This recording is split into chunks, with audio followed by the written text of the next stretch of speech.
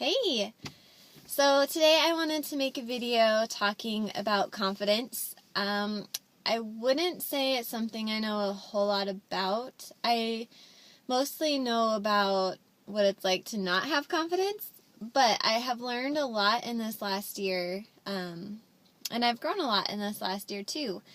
And I started thinking about this because I was talking to someone I had recently met about coaching, and she had mentioned it being something you need to be outgoing for. And I kind of laughed to myself because never in a million years would I classify myself as outgoing. I think anybody that knows me knows that, I guess once you get to know me, I can be, but not at first. Like, I don't introduce myself to people. Well, I used to not. During the meet and greet times at church, I used to just run to the bathroom and hide until it was over so that I wouldn't have to shake hands with any strangers. Outgoing is definitely not the first thing that came to mind. And I've always associated being outgoing with being confident, so I think that's why it made me think a lot about confidence. And I've never really been confident. I've never been not confident. I guess I've just never really thought about it. But in this last year, there's definitely been some changes as far as how I feel about myself. And they've been really positive. So I kind of came up with 5 things that have helped me build confidence over the last year. And so I thought I'd share. Maybe something will resonate with you, maybe not.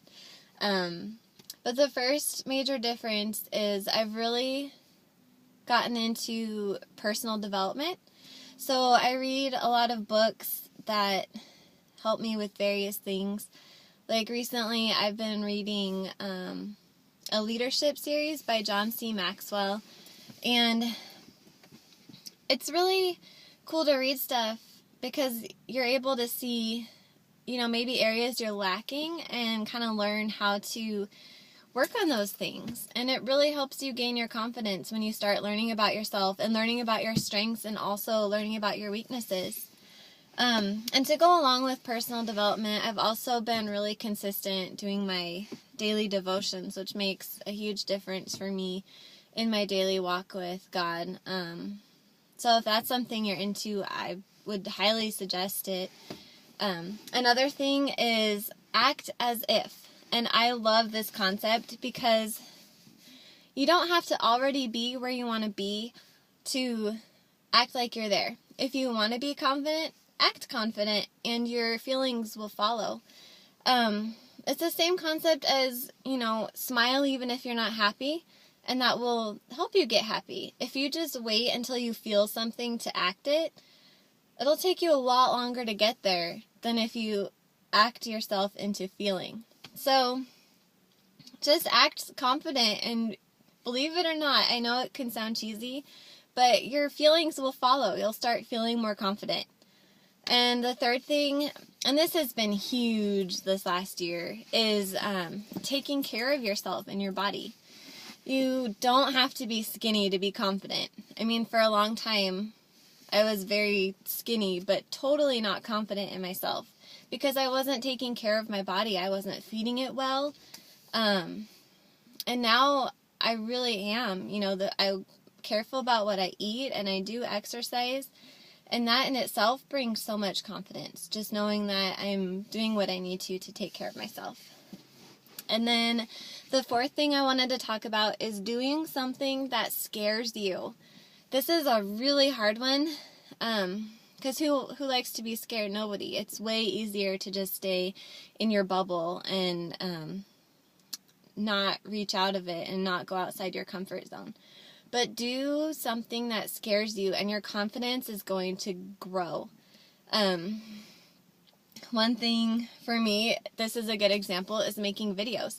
I haven't done very many, but the few I have, I just kind of post and just have to walk away for a while and not worry about it. Because it's hard putting yourself out there, for sure. And the whole coaching opportunity is something that's been scary, and I've grown so much throughout it, and it's been such a wonderful experience. So do something that scares you. And then the last thing that's really changed for me this year that I wanted to touch on is surrounding yourself with a positive community.